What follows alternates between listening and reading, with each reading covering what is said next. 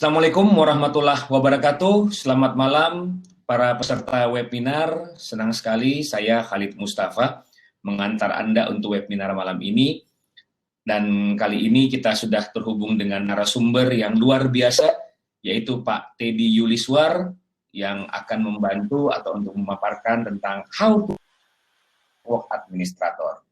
Jadi saya tidak berpanjang lebar, nanti biar Pak Teddy sendiri akan menjelaskan dirinya. Cuman sekilas info saya menyampaikan bahwa minta tolong bahwa apabila ada pertanyaan-pertanyaan yang hendak disampaikan, pertanyaan mohon dituliskan pada tab question ya.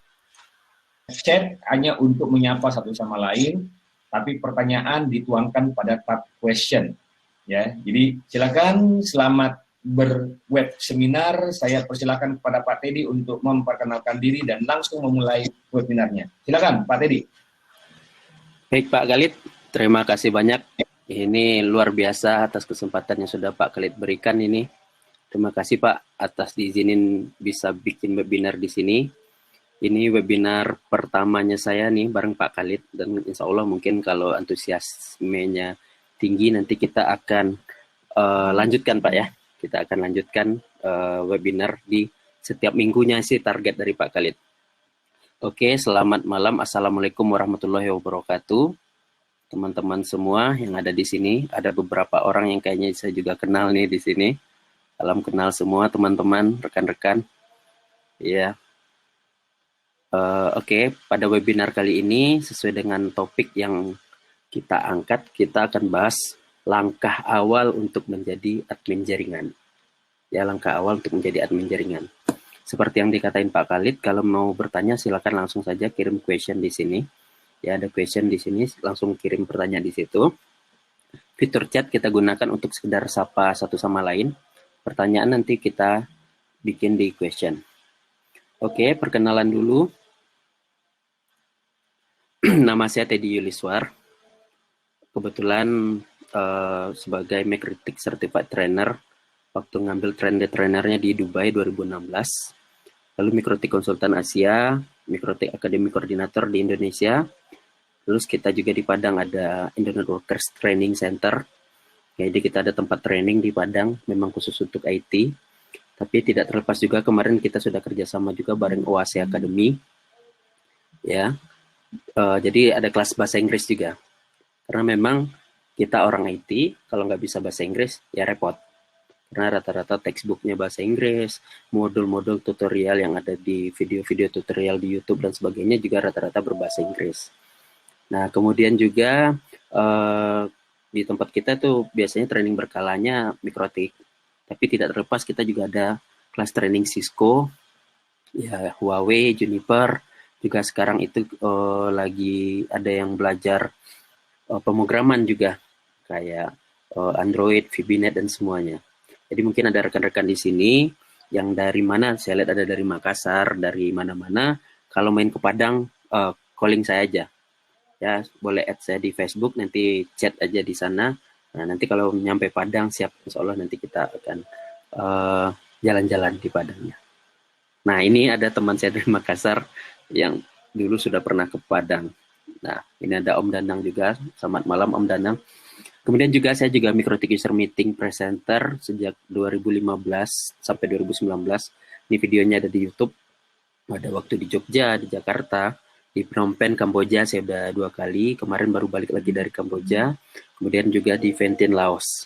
Dan kemarin juga kita sempat buka kelas hotspot bareng teman saya lihat juga ada di sini, Juzaili dari Malaysia. Halo, selamat malam. Nah, jadi kalau saya memang fokusnya banyak itu di kegiatannya itu di McCritic memang. Oke. Nah, ada yang kenal Eric Schmidt nggak? Ada yang kenal Eric Schmidt nggak? Kalau pendiri Google, tahu nggak pendiri Google? Ya. Nah, ini istilahnya Eric Schmidt ini adalah mentornya nih. Ya, mentornya mereka berdua. Ya, kalau kita lihat siapa pendiri Google yang berdua itu, nah mentornya ini adalah Eric Schmidt. Eric Schmidt bilang gini, internet adalah hal pertama yang dibangun manusia yang tidak dipahami manusia. Jadi dibangun tapi nggak paham apa yang dibangun. Percobaan terbesar yang berakhir anarki yang pernah kita miliki. Jadi memang kalau kita lihat sekarang, internet itu dampaknya ada negatif, ada positif. Ya, jadi ada negatif, ada positif. Namun kalau kita lihat secara besaran umum sekarang banyak penipuan online gitu kan. Transaksi manipulasinya via online dan sebagainya. Jadi di sini Eric Schmidt bilang percobaan terbesar yang berakhir anarki yang pernah kita miliki. Nah, itu adalah internet. Sebelum ini kita bahas dulu. Sekarang siapa sih yang nggak atau tidak memiliki kartu ATM? Di sini ada nggak yang nggak punya kartu ATM? Biasanya sih pensiunan sih yang nggak ada kartu ATM ya. Ya, jadi rata-rata pasti ada kartu ATM dan tentu jika dihitung frekuensi kita ke ATM jauh lebih kantor cabangnya perbankan, banknya misalnya. Kemudian siapa di sini yang nggak punya smartphone? Rata-rata pasti sudah punya smartphone. Kemudian juga pasti punya akun sosial media seperti Facebook, WhatsApp, Instagram, semuanya. Nah, dari akun-akun sosial media kita ini tentu kita online ya. Nah, ini ada pelajar SMK. Oke.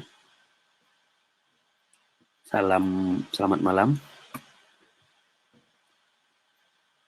Nah, jadi dari akun-akun kita sosial media, smartphone, kartu ATM ini kuncinya apa? Kita pasti butuh yang namanya koneksi internet. Apa gunanya akun Facebook kita, akun WhatsApp dan Instagram dan lain-lainnya kalau tidak ada akses internet? Ya kan? Berarti memang teknologi informasi begitu berkembang pesat dewasa ini, dunia IT sudah menjadi bagian hidup manusia yang tidak dapat dipisahkan lagi. Ya, jadi setiap orang pasti punya kartu ATM, pasti punya smartphone, pasti punya media sosial. Kemudian dengan internet kita dimudahkan untuk berkomunikasi dengan teman, dengan rekan berbeda dengan lokasi satu sama lainnya. Jadi apa sih sebenarnya itu internet? Begitu banyak definisi internet yang ada yang dapat kita simpulkan kurang lebih begini. Dengan internet kita terhubung dengan orang lain yang berada pada lokasi yang berbeda. Jadi itu, kita bisa terhubung dengan orang lain pada lokasi yang berbeda menggunakan internet. Nah, di sini kita bahas overview pada webinar kita kali ini adalah kita akan bahas 4 poin ini. Apa itu network, apa itu network administrator, apa itu tugas dan peran seorang network administrator, tahapan belajar seorang network administrator. Ya, sekarang di sini saya tanya, apa sih itu network? Apa sih itu network? Ada yang tahu nggak? Coba dijawab di chat aja boleh. Kira-kira network itu apa? Ya, yang kita bahas di sini adalah networknya ini jaringan komputer ya, jaringan komputer. Ya, network jaringan, betul. Jaringan, siap. Jadi yang kita bahas sekarang ini jaringan komputer, karena jaringan saraf juga network gitu kan. Ya, jaringan. Nah, sekarang begini.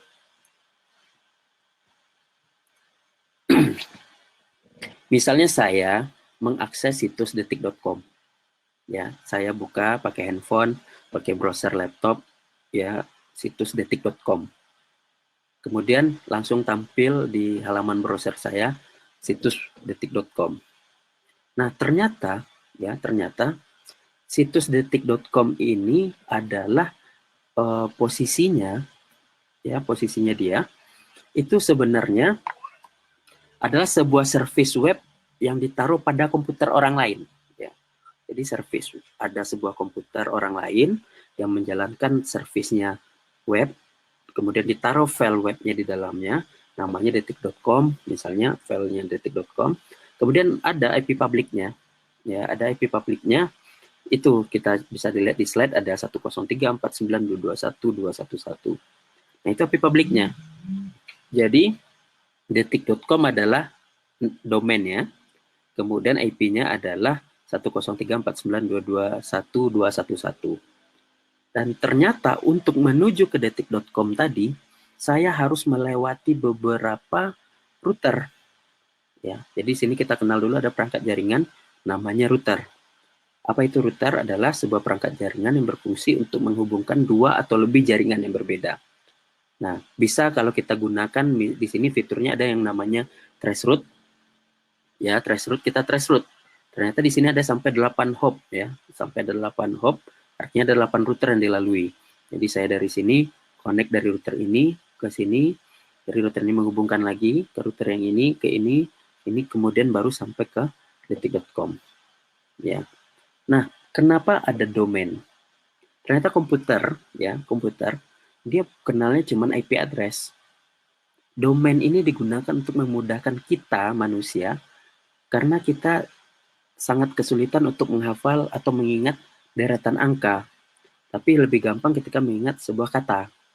Nah, seperti tadi detik.com, cheat.co.id, internetworkers.com. Nah, itu semuanya adalah domain. Kemudian ada sebuah server yang bertugas untuk mentranslasikan dari nama domain tadi menjadi IP address. Jadi dari nama domain tadi menjadi IP address. Nah, itu yang disebut dengan DNS server. Ya, jadi intinya pada internet itu sebenarnya kita adalah ketika mengakses sebuah service atau aplikasi itu sebenarnya adalah kita membuka service yang disediakan orang lain pada komputernya. Ya. Nah, komputernya ini bisa dalam bentuk server. Ya, jadi dalam bentuk server. Nah, kita di sini misalnya ada layanan lain selain web tadi, apa? Email, kemudian ada telepon, ya, kita bisa VoIP, kemudian file sharing dan lebih banyak lagi.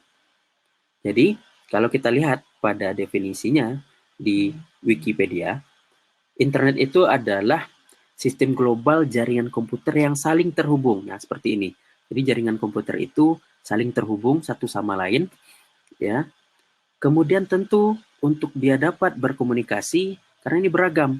Bisa saja di sini adalah menggunakan sistem operasinya Windows, yang di sini misalnya perangkat yang ada di sini misalnya menggunakan sistem operasi Linux dan lain-lainnya, tentu harus menggunakan satu bahasa, ya, satu bahasa yang sama.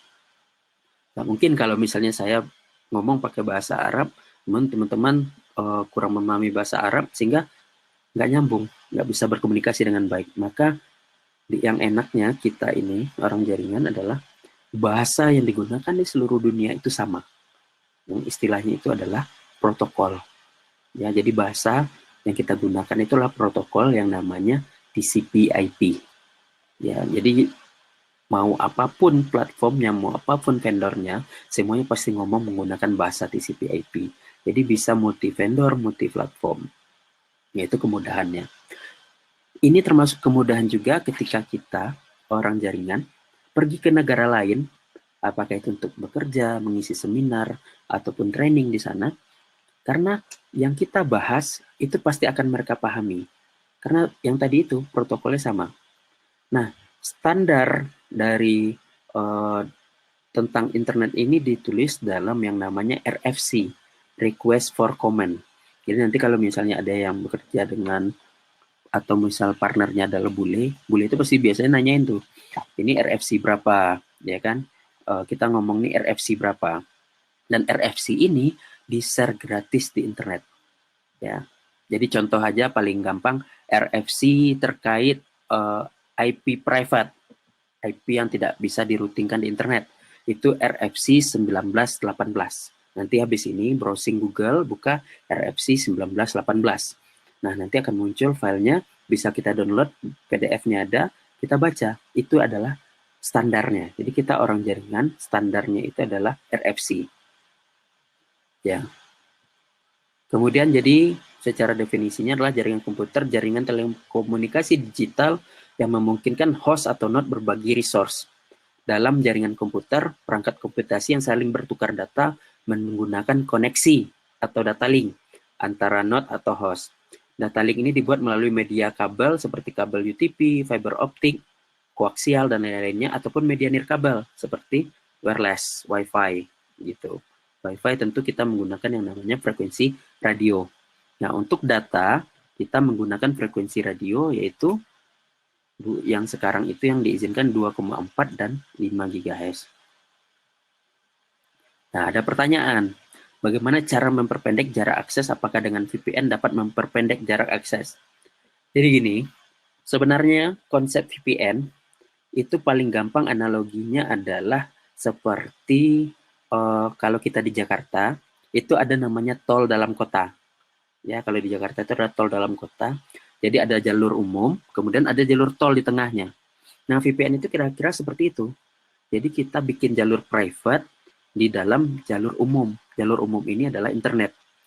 Nah, jadi dengan VPN ini sebenarnya fungsi lebih utamanya adalah kita menghemat biaya untuk membangun infrastruktur. Misal saya punya kantor cabang di Padang, saya punya kantor cabang di Bandung, di Jakarta. Bayangkan berapa biaya yang harus saya keluarkan untuk menarik kabel fiber optik untuk menghubungkan antar kantor itu. Nah, dengan VPN, saya cukup menggunakan kantor saya di Padang pakai internet dengan ISPA. Kantor saya di Jakarta pakai ISPB. Nah, kemudian yang di Bandung juga koneksi internetnya karena di sana lokasinya belum ada ISP, akhirnya kita pakai mobile broadband, misalnya pakai 4G. Ya, kita pakai 4G di sana. Nah, menghubungkan antar kantornya ini, kita bisa hubungkan menggunakan yang namanya VPN tadi. Yang penting, semua kantor terhubung ke internet. Lalu dari salah satu kantor, atau biasanya kantor utama, kita bangun menjadi sebuah VPN server. Ya, jadi VPN server. Nah, dengan VPN server maka nanti kita dari kantor-kantor cabang itu akan terkoneksi dengan kantor pusat sebagai kliennya, kantor pusat sebagai servernya. Lalu apakah dengan VPN akan memperpendek akses? Ya, kalau kita misalnya traceroute, otomatis kalau misalnya kita traceroute kepada aplikasi yang ada di kantor kita, otomatis hopnya jadi lebih pendek. Ya, tapi ingat, yang terpenting dari koneksi VPN ini adalah bagaimana kualitas jaringan internet atau jaringan publik yang ada di kita. Ya, jadi tidak serta-merta juga dengan VPN akan lebih cepat. Ya, belum tentu. Ternyata jaringan internet kita jelek. Ya, jaringan internet kita jelek. Pada saat di ping mungkin time-nya itu bisa sampai di atas 500 misalnya. Nah, tentu kita akan kesulitan. Ya, akan kesulitan connect mungkin, dicek di traceroute mungkin cuma satu hop, tapi koneksinya jelek. Ya, jadi mungkin bisa dipahami apa yang saya sampaikan ya. Jadi ada kondisi-kondisi yang menyebabkannya apakah VPN memperpendek jarak akses? Jika di traceroute, ya. Traceroute ya. Namun kualitasnya bagaimana tergantung dari kualitas jaringan yang kita gunakan. Namun dilihat di sini juga selain kualitasnya juga adalah besar bandwidth yang kita gunakan. Ya, besar bandwidthnya. Jangan sampai nanti traffic kita besar, bandwidthnya ternyata kecil. Nah, ini juga tentu akan tidak maksimal. Oke, kita lanjut dulu. Ya, kita lanjut dulu. Sekarang apa sih itu network administrator? Ya, tadi kita udah bahas nih tentang jaringannya. Sekarang apa itu sih network administrator? Network administrator ini adalah profesi. Ya, jadi ini adalah profesi yang bekerja di bidang jaringan. Ya, yang bekerja di bidang jaringan. Jadi orang yang ditunjuk di dalam organisasi yang bertanggung jawab terhadap memelihara infrastruktur komputer dengan penekanan pada jaringan. Jadi ini adalah orang yang ditunjuk oleh organisasi yang tanggung jawabnya termasuk memelihara infrastruktur komputer dengan penekanan pada jaringan. Tanggung jawabnya dapat bervariasi antar organisasi, tapi terkait jaringan antar server, software network interaction, serta ketahanan jaringan. Nah, ini adalah bidang fokus utama dari pekerjaan seorang network administrator. Ya, ini adalah fokus utama dari seorang network administrator. Nah, terkadang kita selalu melihat orang sering menyamakan, ya sering anggap antara network engineer dan network administrator itu sama, ya. Padahal dibilang sama enggak juga, dibilang beda ya orang sering nyamain. Jadi aslinya sebenarnya network administrator itu, ya kalau kita lihat di sini, nih antara network engineer dan network administrator, kira-kira tugas dan perannya adalah seperti ini. Terkadang ada yang menggabungkannya, network engineer sekaligus network administrator. Jadi network engineer itu pertama merancang dan mengimplementasikan jaringan. Jadi memang pekerjaannya desain network engineer karena dia adalah istilahnya kalau di bahasa Indonesia ini insinyur jaringan. Ya, jadi insinyur biasanya arsitek gitu kan, kita yang tukang rancang. Jadi merancang dan mengimplementasikan jaringan kabel maupun nirkabel termasuk yang untuk komunikasi komputer dan telekomunikasi. Kemudian bertugas mempertahankan kinerja jaringan. Bagaimana nih kinerja jaringannya? Mengelola perangkat keras jaringan atau hardware jaringan. Ketika ada masalah pada sebuah jaringan, maka bertugas untuk memecahkan masalah jaringan. Kemudian meneliti dan mengintegrasikan teknologi baru ke dalam existing jaringan. Jadi kalau ada teknologi baru, misalnya sekarang lagi ada namanya teknologi, sebenarnya udah lama juga, MPLS. Ya, dengan teknologi MPLS kita bisa kecepatannya seperti switching, tapi kompleksitas kemampuannya seperti routing. Nah, kita sebagai network engineer nanti untuk sebuah organisasi yang kita kelola ataupun yang kita sebagai konsultannya, kita bisa tawarkan. Ini adalah solusinya. Karena dengan MPLS nanti kuncinya adalah pada kecepatan. Ya. Kemudian berinteraksi dengan administrator jaringan untuk mengelola atau membantu masalah dan tanggung jawab administrator. Jadi memang network administrator ini arahnya lebih kepada memantau dan memelihara infrastruktur jaringan komputer, terutama integritas jaringan dan ketahanan jaringan. Kemudian juga menguji jaringan untuk menemukan kelemahan ataupun potensi celah dari keamanan jaringan yang kita kelola. Kemudian kita sebagai network administrator harus up to date tentang pembaharuan yang diperlukan, serta menerapkan sistem keamanan jaringan dengan hardware maupun software.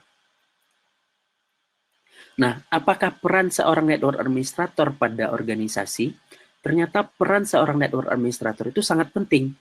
Ya, jadi kita yang ada di sini mungkin ada yang mau akan, misalnya yang dari SMK, mau akan menjadi network administrator, ternyata posisi pekerjaan profesi sebagai network administrator ini adalah sesuatu hal yang penting keberadaannya bagi organisasi, ya, yang sudah mengimplementasikan teknologi jaringan pada organisasi tersebut guna menjaga keberlangsungan sistem agar berjalan dengan lancar dan baik.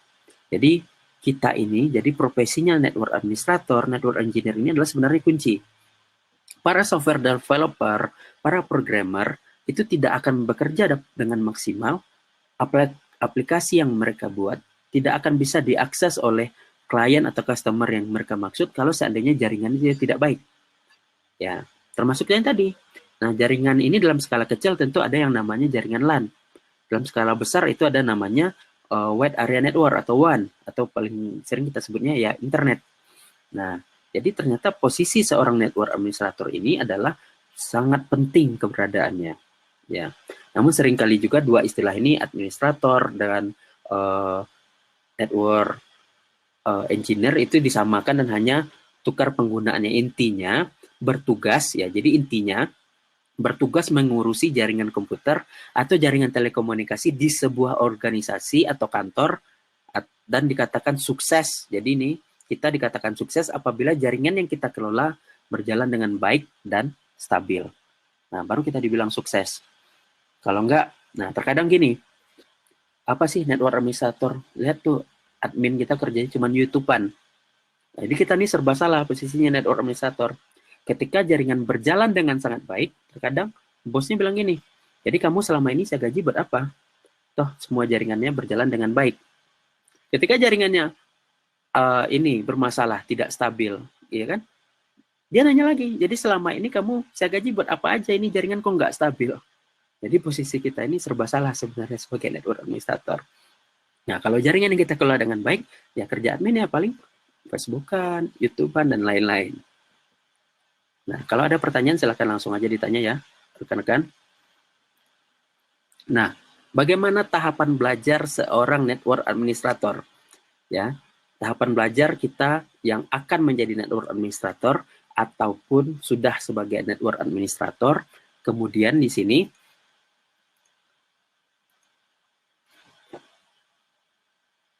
oh ya tadi ada nanya AS number ya, AS number. Nanti saya jelasin. Begini, di dalam jaringan ya, di dalam jaringan terutama dunia internet itu yang sebenarnya adalah internet itu adalah kumpulan dari router-router yang ada di seluruh dunia ya, kumpulan dari router-router yang ada di seluruh dunia. Jadi misalnya di sini kita lihat, nah sebentar kita browsing ya, di sini ada dulu ada namanya Optech Project.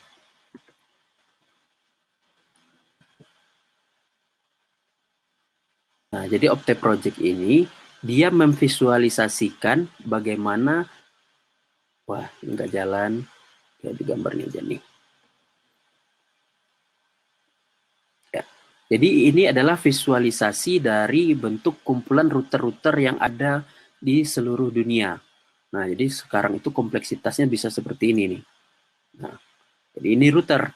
Nah, warna-warna ini mereka bedakan atas organisasi-organisasi yang mengelola internet di dunia. Jadi pengelolaan internet dunia itu ada organisasinya. Nah, jadi kalau kita di sini di Asia Pasifik itu ada namanya APNIC ya. Kalau kita di Asia Pasifik ada namanya APNIC. Nah, ini kalau kita lihat di sini, kalau kita di Afrika ada namanya AFRINIC. Ya, nah ini lihat. Jadi kita di sini kita bisa lihat di sini, wah kecil sekali. Bentar, nah, ini lebih besar. Ini kayak besar nih. Bisa. Ini yang besar ya. Nah, sebentar kayaknya harus di lihat size-nya dulu yang besar. Sebentar.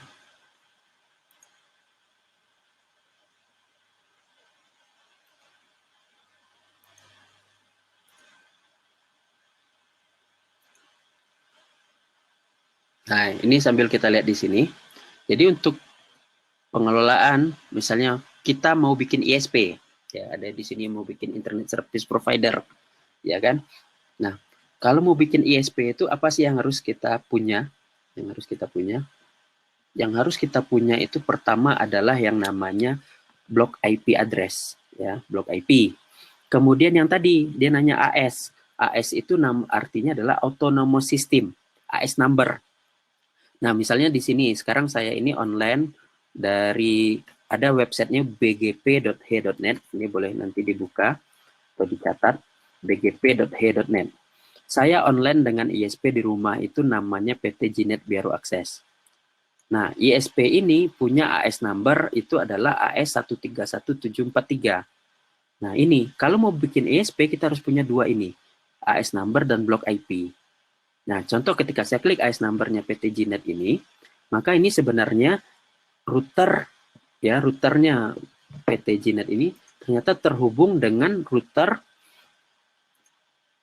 Nah, di sini ya PT Jinet ternyata terhubung dengan routernya Indosat, terhubung dengan routernya Multidata, kemudian terhubung dengan routernya Indosat yang untuk internetnya. Nah, ini terhubungnya itu istilahnya adalah peer. Ya, jadi peer antar router seperti ini. Dan ini jadi setiap router itu diwakili dengan istilahnya AS seperti ini. Nah, ini ada kalau kita klik di sini ada Red N, kemudian juga di sini ada Taiwan Internet Gateway, kemudian di sini ada Telia Company. Nah, semuanya ini adalah AS number dari router-router yang ada di seluruh dunia ini terhubung. Nanti masih banyak lagi nih kalau saya klik yang lain ini, ternyata dia terhubung juga ke yang lain. Nah, ini juga terhubung. Nah, dia terhubung ke level 3, ya Hurricane dan semuanya. Nah, ini hubung-hubungan router ini kalau digambarkan seperti tadi. Ya, seperti di Opte Project tadi. Gambarnya itu benar-benar sudah sangat crowded nih. Jaringannya itu udah seperti ini. Ya, jaringannya itu. Nah, ini warna-warna ini tergantung dari ini. Tadi dia bikin biru itu APNIC, kemudian ada Amerika Latin ada LACNIC, kemudian ada Amerika Serikat ada ARIN, kemudian Eropa dari PNCC, kemudian di Afrika ada AFRINIC. Ya, di sini. Jadi, nah, kita di Indonesia ada namanya ITNIC. Ya, jadi ini adalah APNIC untuk tugas untuk AS number dan IP address ya. Itu di Indonesia ada namanya ITNIC. Ya, ITNIC ini dikelola oleh rekan-rekan kita yang ada di PUBG. Jadi kalau mau ngurus bikin ISP, nah nanti silakan buka situsnya ITNIK. Ya, situsnya ITNIK, nanti urus di sana apa saja persyaratannya. Tapi ingat, legalitasnya harus kita siapkan terlebih dahulu. Jadi bikin ISP itu nggak cuma punya AS number, punya blok IP langsung bisa, enggak. Karena ada legalitasnya, ada izin dari Kominfo dan lain-lain. Itu belum kita bahas di sini. Jadi AS number-nya itu. Sudah paham ya Pak Charles ya? Pak Charles? Dan rekan-rekan yang lain? Oke. Nah, jadi ini. Jadi ini websitenya ada bgp.he.net ya. Nah, sekarang kemudian ternyata ya kalau kita lihat di sini juga kita bisa melihat bagaimana hubungan submarine cable map. Ini adalah FO bawah laut ya, kita bisa lihat hubungan antara fiber optik bawah laut di seluruh dunia. Ini ada di submarine cable map.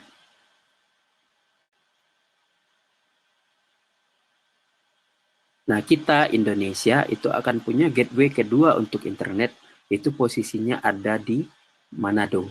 Ya, ini makanya ada yang bilang palaparing ya, palaparing. Nah, ini kalau dulu kan semua kita arahnya Indonesia ini ke Singapura kalau buat internetnya. Nanti baru Singapura. Nah, sekarang itu di ujung Pulau Manado itu ternyata kalau ditarik ke sini ini adalah salah satu kepulauan ya, lalu ada kepulauan Hawaii. Nah, ini juga. Nah, ternyata langsung ke Amerika Serikat. Nah, kenapa internetnya Jepang kencang? Ternyata Amerika Serikat itu dan Jepang itu dia bergaris lurus nih. Nah, ternyata ini fiber optiknya lihat nih, luar biasa. Dan ini nggak ada hambatan lagi. Jadi internet tercepat Jepang, Korea, Singapura. Nah, kita lihat di sini. Dan kita Indonesia ini lagi ngebangun nih, ini fiber optik yang bawah laut yang menghubungkan di Papua, di daerah timur untuk teman-teman kita, kemudian juga di Sulawesi, kemudian ini.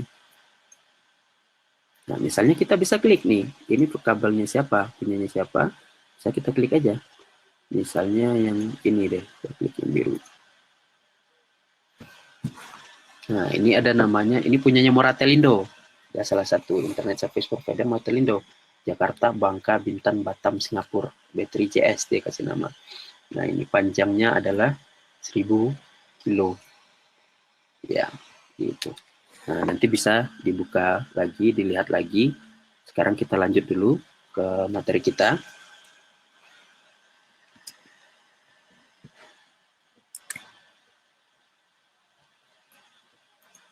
Di sini sebentar. Ini.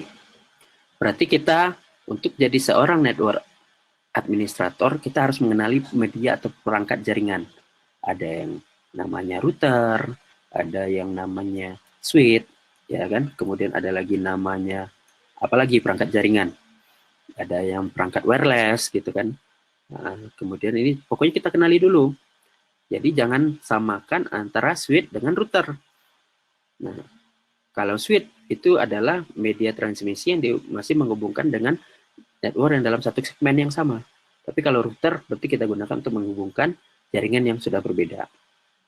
Kemudian kita sebagai network administrator atau yang ingin menjadi network administrator itu harus mendalami dasar-dasar TCP/IP. Ya, jadi mendalami dasar-dasar TCP/IP. Nah, di sini Pak Ono pernah nulis buku dulu. Nah, sekarang ada pembaharuannya, ini ada bukunya TCP/IP. Ini sangat bagus dibaca bagi kita yang baru belajar bagaimana cara kerjanya jaringan komputer itu. Nah, jadi kita baca TCP/IP itu karena kita pahami tadi bahwa ternyata TCP/IP adalah protokol atau bahasa yang digunakan agar semua perangkat jaringan itu menggunakan bahasa yang sama sehingga saling terhubung. Jadi multi vendor, multi platform bahasanya sama. Nah, ini TCP/IP. Jadi TCP/IP itu nanti ada terdiri ada yang bilang 4 layer, ada 5 layer, ya. 5 layer kalau dipisahkan data link dan fisikalnya, 4 layer kalau misalnya digabung data link dan fisikal dalam satu link namanya. Nah, dulu ada permodelan yang lama, tapi itu nggak digunakan, tapi bagus, sangat bagus kita pelajari, itu namanya OSI layer, ya. OSI layer. OSI layer itu dia terdiri atas 7 layer, 7 lapis. Kalau ini cuma 4, nah, atau kadang disebut 5, kalau itu hanya ada 7. Ya, ada application, ya kan, ada presentation, ada session. Nah, itu sekarang kalau di TCP/IP 3 layer di atas itu digabung menjadi layer aplikasi. Kemudian ada layer transport, kemudian ada layer network, kemudian ada layer data link, kemudian ada layer physical. Ya, kita orang jaringan itu biasanya bermain di layer network atau istilahnya layer 3. Kita biasanya bermain pada layer 3 ini. Ya. Jadi orang network itu mainnya kalau fisiknya berarti layer 1, kemudian ada main di layer 2 dan layer 3. Nah, kemudian kalau orang aplikasi itu mainnya di layer atas, layer 7, ya, terkadang layer 6, dan pokoknya layer yang di atas. Kemudian pengalamatan IP. Nah, dari dasar-dasar TCP/IP ada pengalamatan IP. Ini yang sering kita harus pahami. Ada IP versi 4, ada IP versi 6. Ya, bisa nanti setelah ini akan bisa di-download. Videonya juga akan kata Pak Khalid nanti langsung di email. Untuk download materinya nanti akan saya berikan di sini. Nanti akan saya kasih chat di mana downloadnya. Di GitHub saya saja nanti akan saya share. Ya, nanti materinya akan saya share di GitHub-nya saya. Nanti silakan nanti di akhir saya akan tuliskan di mana nanti bisa download materinya.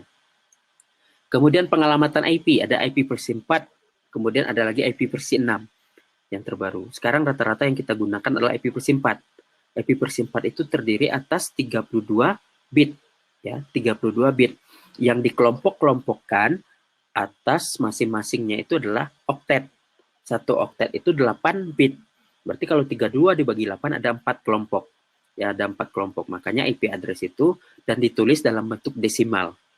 Jadi kalau kita lihat IP address itu di sini, ya misalnya yang tadi kita buka browser. Nah, misalnya kita buka di sini bgp.he.net tadi. Nah, ini IP address itu dikelompokkan berdasarkan 4 kelompok dipisahkan dengan titik dan ditulis dalam bentuk desimal. Sedangkan IP versi 6 nantinya adalah 128 bit dan ditulis dalam bentuk hexadesimal. Nanti kita belum bahas di sini, kita bahasnya cukup fokus ke IP versi 4 saja. Kemudian dari IP ini ada yang tergolong IP public, yaitu bisa diroutingkan di internet. Ada yang IP-nya itu adalah private, ya, digunakan untuk jaringan misalnya kita bangun LAN. Yang paling sering kita kenal itu IP 192.168. Misalnya berapa? 10.1 sampai berapa? 10.254. Nah, itu jaringan private. Nah, kalau kita masih menggunakan kelas full IP, itu termasuk dalam golongan kelas C. Nah, tapi sekarang ini udah nggak ada kelas-kelas lagi. Ya, itu dulu di awal-awal. Kalau kita menggunakan routing protokol yang dynamic jadul seperti RIP versi 1, nah masih pakai itu. Sekarang udah enggak. Istilahnya sekarang itu adalah classless atau CIDR. Jadi tidak ada masalah seandainya kita menggunakan begini. Kita tulis IP-nya adalah 10.5.50.1. Ini kan secara kelasnya kelas A, tapi kita tulis nanti slashnya /24. Nah, ini slashnya kok slash C. Nah, itu istilahnya adalah classless. Jadi sekarang itu IP-nya nggak ada lagi kelas-kelas. Kalau dulu di awal-awal perkembangannya memang ada kelas-kelasnya. Ya. Kemudian lanjut.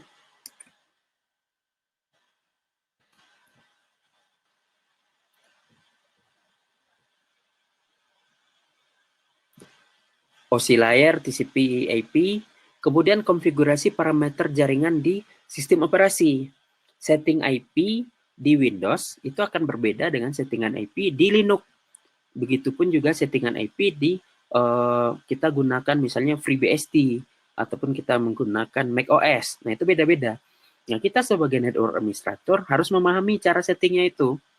Ya, pada prinsipnya IP yang dimasukkan pasti sama. Pasti yang 32 bit dibagi atas 4 kelompok tadi. Kalau seandainya pakai IP versi 4. Tapi settingan-settingannya itu. Nah, saya nggak punya misalnya laptop Mac. Atau saya belum pernah konfigurasi FreeBSD bagaimana. Sekarang kan ada internet, ada Google. Ya cari aja cara setting jaringan di FreeBSD.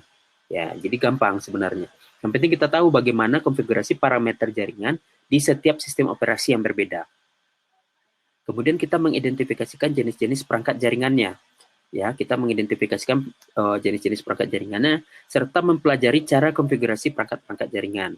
Kalau misalnya kita adalah menggunakan mikrotik, nah berarti kita belajar setting bagaimana settingan mikrotik.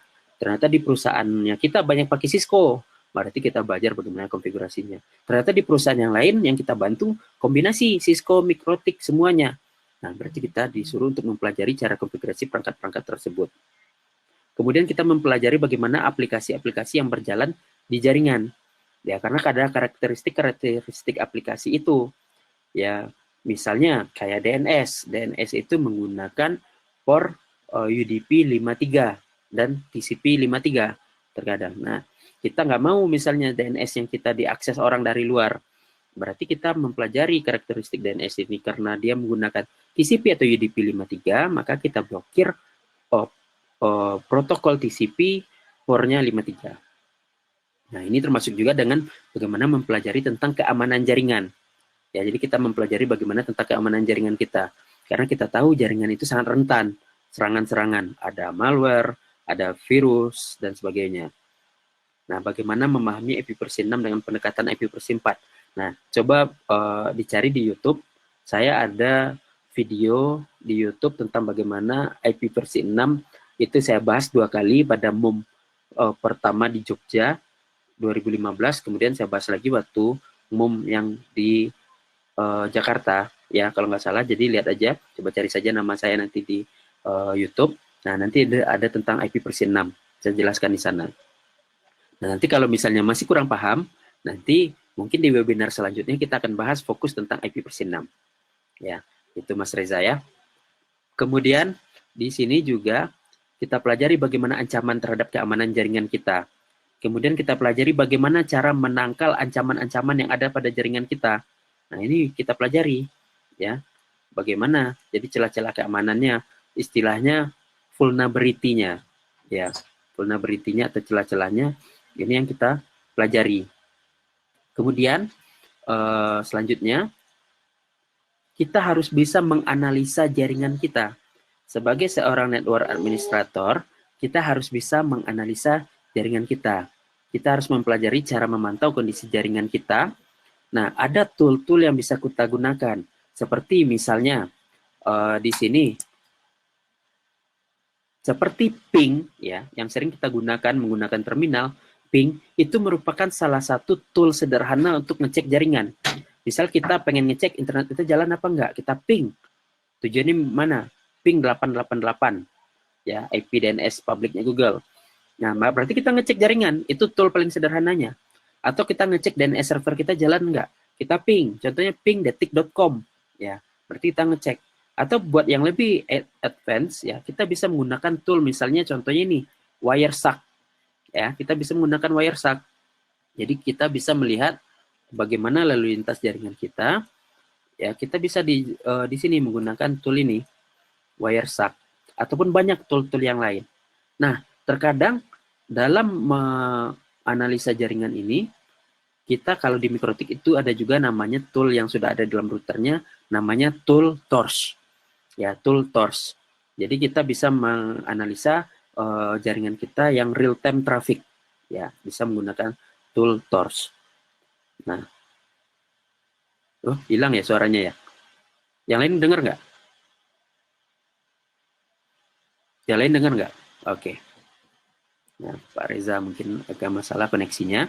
Nah, di sana misalnya kita menggunakan aplikasi ini. Nah, terkadang ini kan agak rumit nih cara bacanya.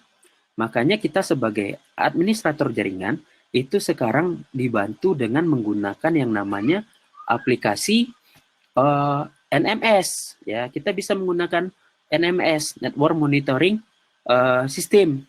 Ya, jadi kita bisa menggunakan NMS. Jadi dia akan lebih berbentuk grafik misalnya. Ya, jadi misalnya kita lihat saja di sini. Nah, ini salah satu yang kita gunakan. Nah, ini kelihatan trafiknya kemudian, nah, jadi kalau dengan tool seperti ini ya lebih enak ya. Jadi kita sebagai admin jaringan kerjanya cuma ngeliat aja, wah ini ada alert, ada sebagai macamnya. Nah, ini kelihatan di sini, ya. Nah, siapa nih? Ya, jangan chat aja, ayo kita belajar. Nah, di sini, jadi kita admin jaringan, sebenarnya kita ini mirip dengan pemadam kebakaran. Ya, kinerja kita dinilai baik bukan seberapa banyak jaringan yang kita perbaiki masalahnya. Ya, bukan seberapa banyak jaringan yang kita perbaiki masalahnya. Tapi adalah semakin tidak ada masalah pada jaringan kita, maka semakin baik berarti kita melakukan tugas kita sebagai seorang network administrator. Jadi kalau pemadam kayak gitu juga, jangan nanti indikatornya adalah semakin banyak rumah yang dipadamkan, ya kan? Maka kinerja seorang pemadam itu baik. Salah. Sebenarnya pemadam itu kinerjanya baik kalau semakin tidak ada kebakaran. Berarti dia melakukan sosialisasinya dengan baik. Ya, berarti dia melakukan sosialisasinya dengan baik. Jadi seperti itu. Kita pun network administrator juga seperti itu. Kemudian juga kita sebagai network administrator juga bertugas untuk mengendalikan jaringan. Ya, mengatur siapa saja yang bisa mengakses sumber daya jaringan kita. Istilahnya autentikasi. Nah, mikrotik kita bisa menggunakan fiturnya hotspot. Oh, tadi kok ngomongnya mikrotik aja. Ya karena saya memang fokusnya itu orangnya mikrotik gitu kan, belajar mikrotik. Nah, nanti silakan di-compare saja di Cisco apa namanya, di Juniper apa namanya, Huawei apa namanya. Nah, jadi mengatur siapa saja yang bisa mengakses sumber daya jaringan kita, ini istilahnya dengan autentikasi. Nah, ada yang namanya AAA, ya kan? Autentikasi, authority, kemudian accounting. Nah, ini sama. Kemudian kita bisa mengatur aplikasi apa saja yang boleh dijalankan di jaringan kita. Kemudian ini juga kadang kita untuk mengatur jaringan atau bandwidth kita. Atau istilahnya QoS, Quality of Service. Jadi QoS itu sebenarnya bukan bagaimana membatas-batasi bandwidth. Jadi tidak hanya sebagai pembatasan bandwidth. Tapi QoS ini adalah kita gunakan bagaimana kita menggunakan bandwidth yang ada kita secara rasional dan optimal. Nah, di sana kita bisa bermain priority. Misalnya, bos dikasih internetnya lebih besar dari karyawan. Nah, itu kita bermain priority di sana. Kemudian ada kondisi-kondisi tertentu. Misalnya, untuk traffic streaming, kita bikin dia lebih lambat. Ya, tapi untuk aplikasi-aplikasi kantor, kita bikin lebih cepat. Kemudian juga kita sebagai seorang network administrator, kita harus belajar bagaimana menghubungkan jaringan dengan jaringan lain. Ya, jadi kita belajar ada yang namanya switching, berarti kita menggunakan switch, ataupun routing. Nah, routing ini ada dua. Ada routing dinamik, ada routing statik.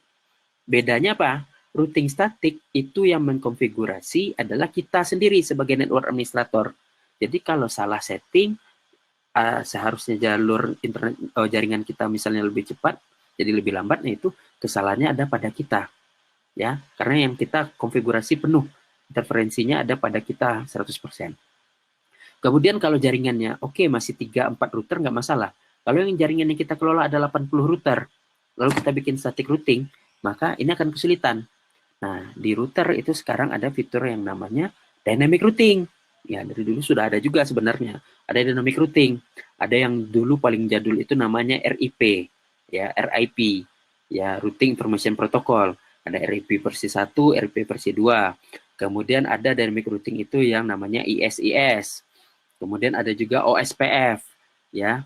Nah, bedanya kalau RIP itu berdasarkan jarak, kalau OSPF, ISIS berdasarkan status link. Jadi di jaringan itu tidak serta-merta jarak yang pendek itu lebih baik daripada jarak yang jauh. Bisa saja jarak yang pendek ini jalannya bebatuan. Kita mau lewat nih. Jaraknya pendek, dekat, tapi bebatuan. Tapi ada satu jalan yang lebih jauh, tapi jalannya aspal licin. Ya, tentu jalur yang itu lebih baik walaupun secara jaraknya lebih jauh. Kalau kita pakai RIP, itu pasti berdasarkan jarak. Tapi kalau kita sudah menggunakan ISIS, OSPF, nah dia berdasarkan status link yang tadi. Ada istilahnya nanti metrik. Nah ini kita nggak bahas lebih detail, nanti kita akan bahas di webinar-webinar selanjutnya. Kemudian sebenarnya ini yang penting juga. Kita sebagai seorang network administrator harus bisa mengelola dan bekerja dengan tim, ya. Karena kita ini adalah sistemnya, kita ini pendukung, keberadaan kita adalah pendukung bagi divisi-divisi atau bagian-bagian lain. Bidang accounting misalnya, bidang yang lain. Nah, semua dia menggunakan aplikasi. Kemudian ada database-nya. Nah, ya. Kemudian terhubung menggunakan jaringan. Apalagi misalnya kantor kita sudah punya kantor cabang, terpisah. Database-nya semuanya terpusat di kantor utama. Jadi akses yang lain. Nah, di sini, jadi kita harus bisa mengelola dan bekerja sama dengan tim-tim dari divisi atau bagian lain. Kemudian kita harus bisa mengkomunikasikan kebutuhan atau kendala lain dengan tim dari bidang lain.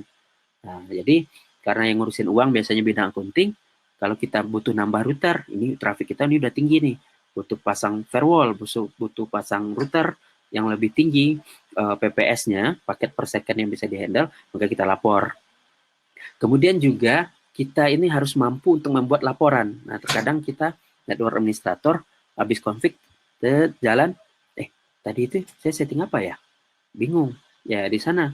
Nah, makanya biasakan kita membuat laporan serta melakukan dokumentasi pekerjaan. Jadi, catat apa yang kita kerjakan, kerjakan apa yang kita catat. Nah, prinsipnya lebih baik kita sebagai network administrator adalah seperti itu. Nah, ini yang terpenting, ya. Kita sebagai network administrator harus memiliki salah satu sertifikasi internasional di bidang jaringan komputer. Apakah itu vendor-based sertifikasi seperti Mikrotik, Cisco, Juniper, Huawei, Microsoft, dan lainnya, ataupun non-vendor-based seperti CompTIA Network Plus dan lainnya. Ini merupakan untuk meningkatkan pengakuan atas kompetensi yang kita miliki. Nah, ini atas pengakuan untuk kompetensi yang kita miliki. Lalu sekarang tamatan IT susah cari kerja. Kata siapa? Kata siapa? Tamatan IT seperti apa? Coba kita lihat misalnya di sini. Di sini kalau kita buka di internet, ya, saya buka misalnya ada Bukalapak, karir.bukalapak.com. Di sini dia ada require buat mencari seorang network administrator untuk full time. Nah, di sini kita lihat apa saja yang dia requirement yang dia butuhkan. Pertama excellent nih pada TCP/IP, OSI layer. Kemudian juga malah sekarang ini ternyata ini termasuk agak dewa sih sebenarnya network administrator yang diminta, karena di sini ada juga harus paham sistem administrasi dari Linux. Nah, ini minimal memiliki sertifikasi CCNP, Cisco. Ya, jadi itu tadi pentingnya sertifikasinya itu di situ. Karena kalau kita sudah punya sertifikasi internasional bidang jaringan, ini orang lebih gampang mengakui kemampuannya kita. Ya, nah ini juga malah sampai harus bisa sistem clustering, kemudian bahasa pemrograman, scripting ya. Ya, di sini ini memang agak dewa. Tapi kita coba lihat di yang lain. Nah, ini kita bisa lihat di jobstreet.co.id ataupun di jobsdb.com. Nah, di sini ya dia misalnya ini ada PT Altros Teknologi, ini beneran nih. Saya langsung buka aja. Jadi saya langsung buka cari.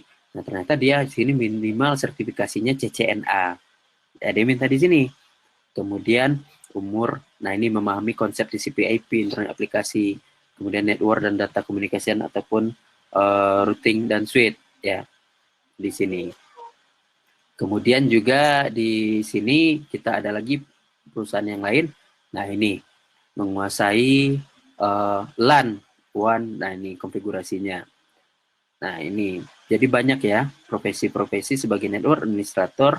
Nah, ini kebanyakan memang mensyaratkan nih sertifikat ya, nice to have kalau punya sertifikat. Jadi memang sertifikasi itu adalah satu hal yang penting ya bagi kita, itu semacam buat pengakuan ya, pengakuan.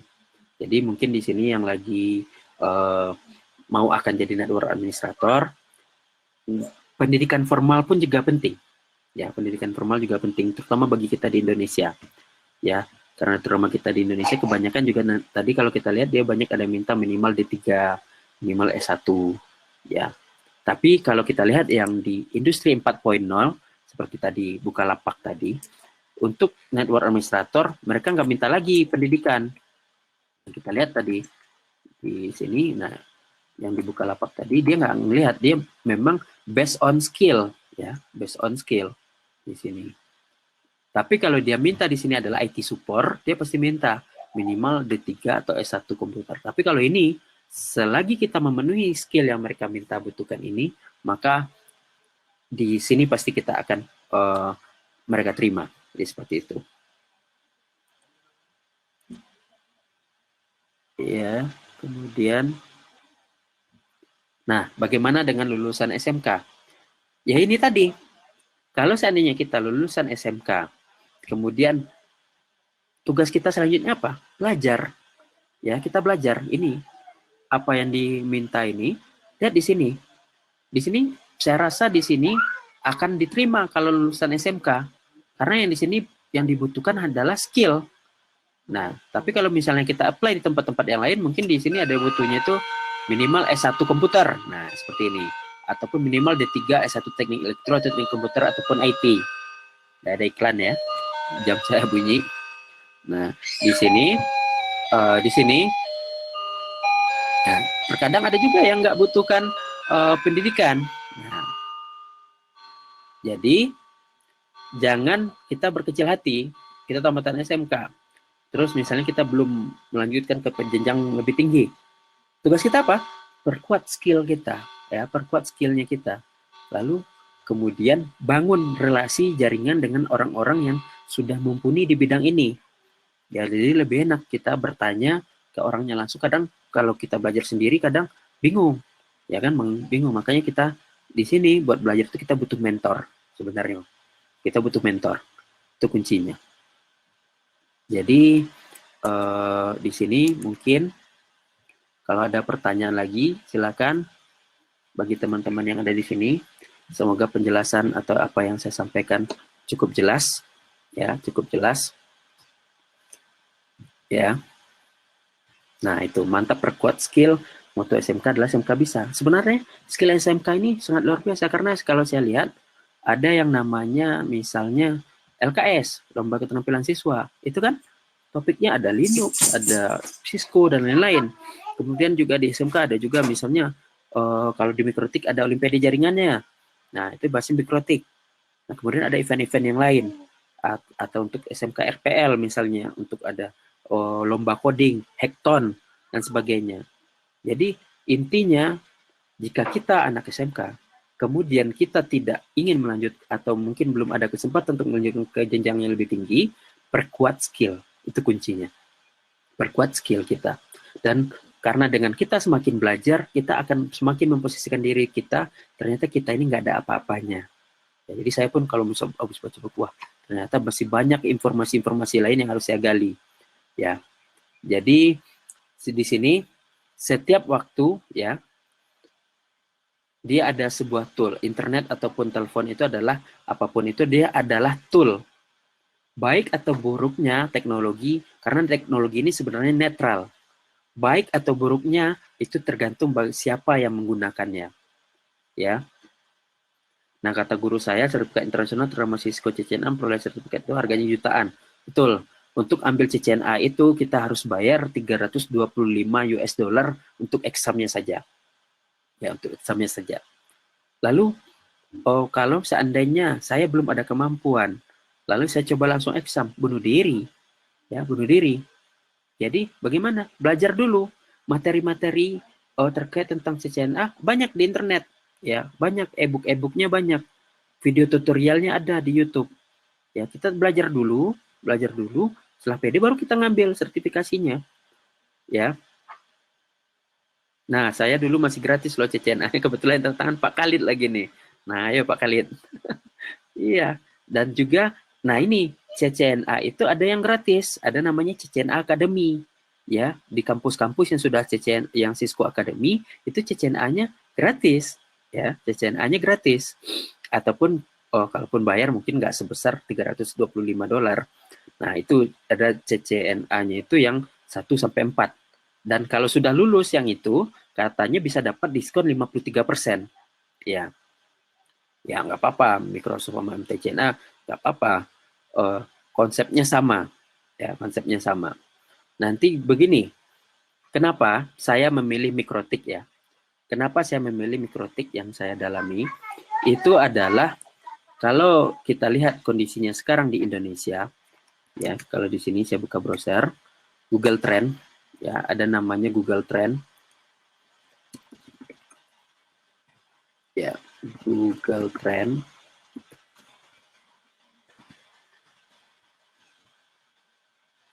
Nah, ini Google Trend. Saya coba compare, ya, saya coba compare antara beberapa vendor perangkat jaringan. Ini sebenarnya ini dasar saya kenapa di riset saya di sini.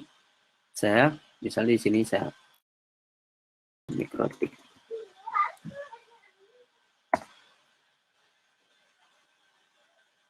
Ya.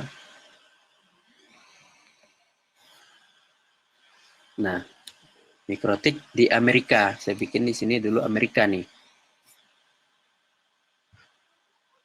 Nah, ini Mikrotik di Amerika. Saya compare nih dengan Cisco.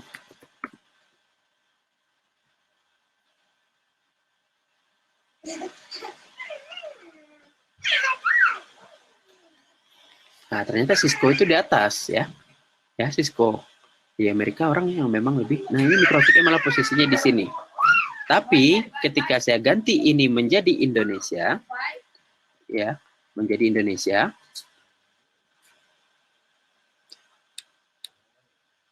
nah, posisinya kebalik. Posisinya kebalik. Makanya kenapa saya milih Mikrotik? Ya ini, karena saya berada di Indonesia. Jadi kondisinya seperti ini. Jadi ini riset yang saya coba lakukan. Nah, oh ternyata Mikrotik. Dan memang pengguna Mikrotik terbanyak itu ada pada di Indonesia dan di Brazil. Ya, tapi ya tadi kita itu tidak serta-merta juga harus idealis. Oh saya Mikrotik saja, nggak boleh Cisco. Bukan seperti itu.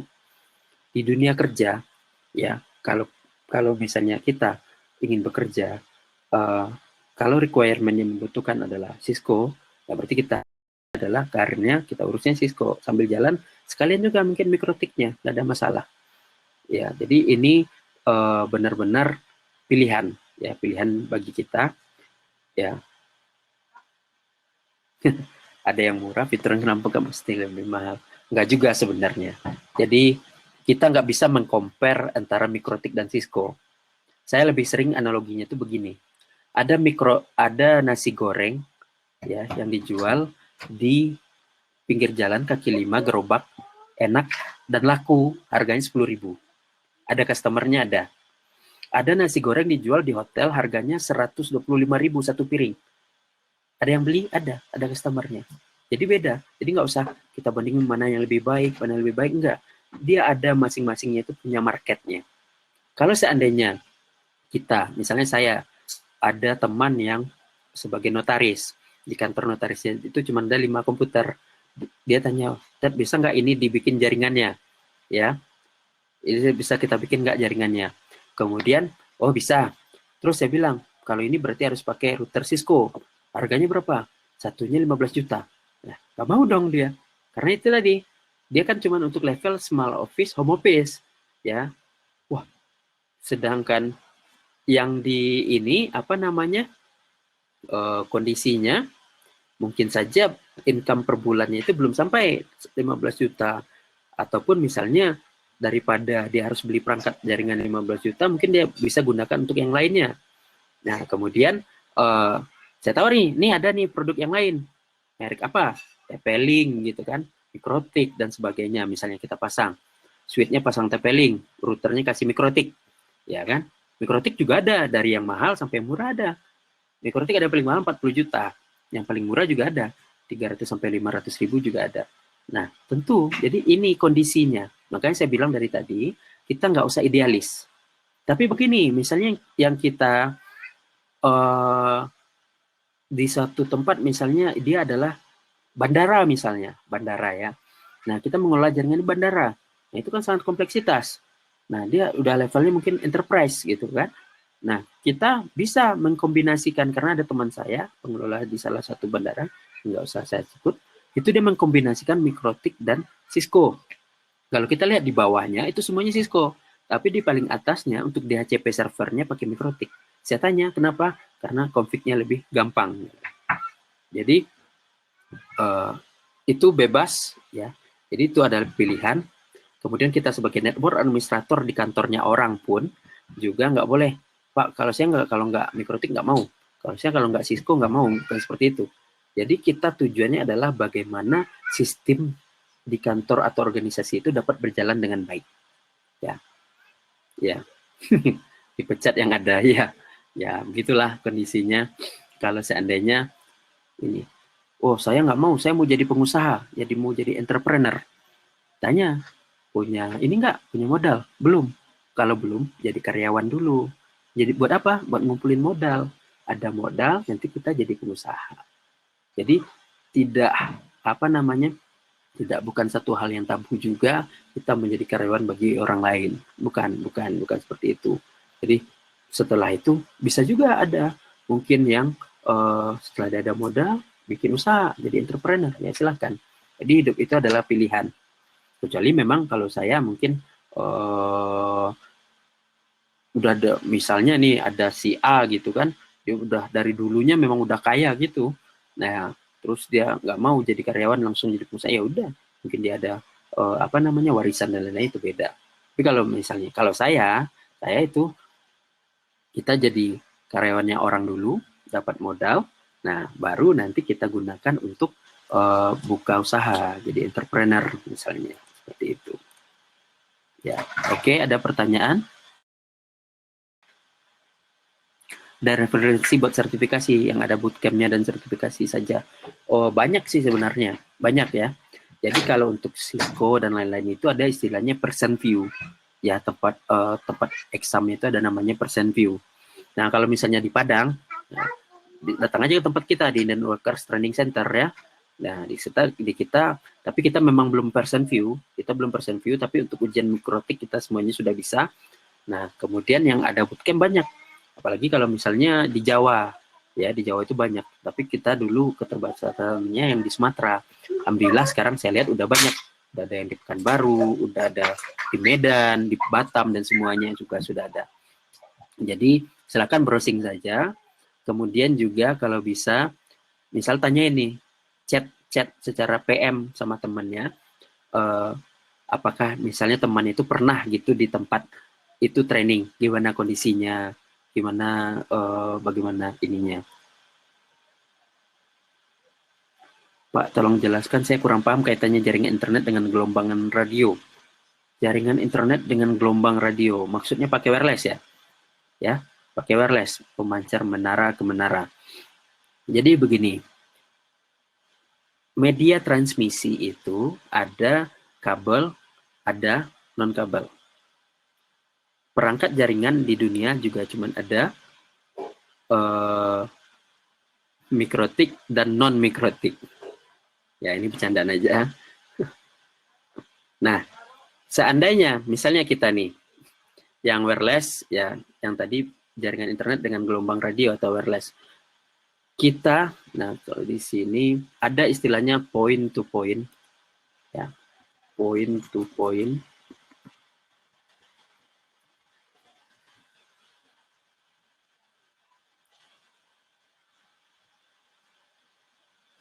Nah ini misalnya. Nah point to point wireless dari sini ke sini, ya. Untuk posisi sebagai, kalau kita membangun jaringan internet menggunakan radio seperti ini, harus ada yang memposisikan diri sebagai access point dan harus ada sebagai station. Ya, jadi harus ada yang sebagai access point, harus ada yang sebagai station. Maka nanti kalau kita beli perangkat, lihat apakah ini support sebagai access point atau sebagai station saja. Karena dia nggak mau nih, kalau cuma station dengan station dia nggak mau. AP dengan AP pun juga nggak mau. Jadi harus ada AP, ada station. Nah, kemudian misalnya sumber internetnya dari sini. Nah, ini sumber internetnya dari sini. Ya, sumber internetnya dari sini. Kemudian dia bagi ke sini. Jadi yang awalnya di sini nggak ada internet, dengan kita bangun jaringan wireless seperti ini, maka bisa internetnya itu bisa di-sharing, bisa sampai ke sini. Ya, jadi seperti itu. Nanti mungkin kita akan coba bahas satu buah webinar tentang bagaimana teknologi wireless itu yang menggunakan frekuensi radio. Ya, atau gelombang radio. Nah, apakah semua perangkat mikrotik termasuk kategori small office, home office? Oh, bisa dibilang enggak juga. Enggak juga, karena kalau misalnya kita lihat, misal main-main ke gedung cyber, ataupun ke Indonesia Data Center IDC, ya itu kebanyakan juga perangkat-perangkat router yang digunakan teman-teman ISP di sana juga adalah banyak yang pakai mikrotik, ya. Ya, banyak yang pakai mikrotik. Ini mikrotik itu juga kalau kita lihat di sini, ya, di hardware-nya ada yang semua port itu semuanya FFP. Ya, baik Pak Om Charles, siap. Nah, di sini, nah ini ada perangkatnya, ya, produknya. Nah, kalau misalnya untuk produk yang mikrotik untuk high end itu ada istilahnya di sini adalah Cloud Core Router CCR, ya, ada Cloud Core Router yang untuk enterprise. Ya, di sini coba kita cari saja.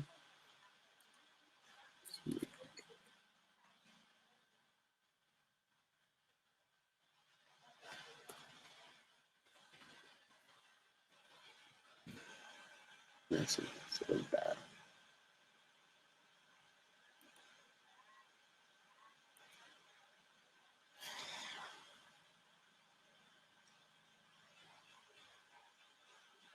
Nah, ini produk-produk ya mikrotik ya CCR.